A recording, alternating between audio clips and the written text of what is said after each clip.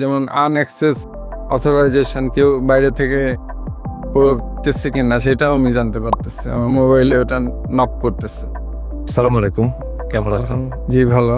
আচ্ছা, আপনি SR lux সম্পর্কে আপনি কোথা থেকে আমি আসলে ফেসবুকের মাধ্যমে জানতে পেরেছি ইসরাল্লাক্স অ্যাড দেখ। তারপরে আপনি হচ্ছে যে কতদিন ধরে ব্যবহার করছেন এটা? আমি এখন 3-4 মাস হবে ইউজ করতেছি। তো ব্যবহার করে কি অনুভূতি আপনার? ওভারঅল আমার কাছে ভালোই লাগছে, যেহেতু আমি নর্মাল চাচ্ছিলাম যে ডিজিটাল লক ইউজ করবো, নর্মাল লক ইউজ করবো না। তখন আমার মনে হয়েছে যে বাজেট ফ্রেন্ডলি কোনটা আছে, বাজারে তো অনেকগুলোই আছে। এর মধ্যে দেখলাম যে ওনাদের লিঙ্ক করলাম, নক করলাম, ওনাদের কথা বললে ভালো লাগলো, রেসপন্সও ভালো। দেন আমি বাজেট ফ্রেন্ডলি হিসেবে এই মডেলটা ইউজ। তো এগুলোর ফিচারগুলো আপনার কাছে কেমন মনে হচ্ছে? ফিচার বলতে যেগুলো যেমন রিমোটলি লক করা যাচ্ছে, বাইরে থেকে কি আসতেছে দেখা যাচ্ছে, আমার দূরবীন লাগানো লাগে নাই, ভিডিও ক্যামেরাতে দেখতে পাচ্ছি বাইরে থেকে কি আসছে।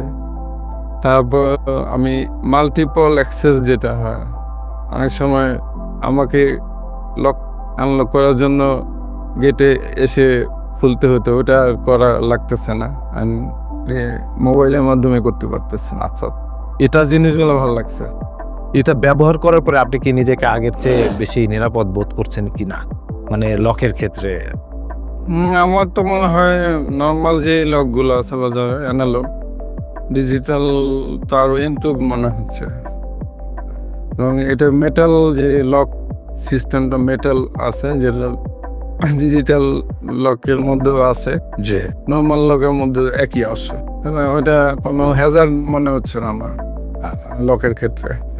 তাহলে আমার সিকিউর মনে হচ্ছে, নোটিফিকেশন চলে যাচ্ছে। নোটিফিকেশন চলে যাচ্ছে, সেই হিসাবে আমার মনে হয় সিকিউরিটি নেই। বাজারে এত ব্র্যান্ড থাকতে শেষ পর্যন্ত এসআর লাক্সকে আপনি কেন বেছে নিলেন? ওই যে আমি বললাম যে আমি বাজেট ফ্রেন্ডলি একটা লক খুঁজতেছিলাম, দেন ওনাদের নক করে দেখলাম যে আমার রিকোয়ারমেন্ট অনুযায়ী এই বাজেটেই ওনারা দিতে পারছে, আচ্ছা, এই জন্য আমি এসআর লক ইউজ করতেছি।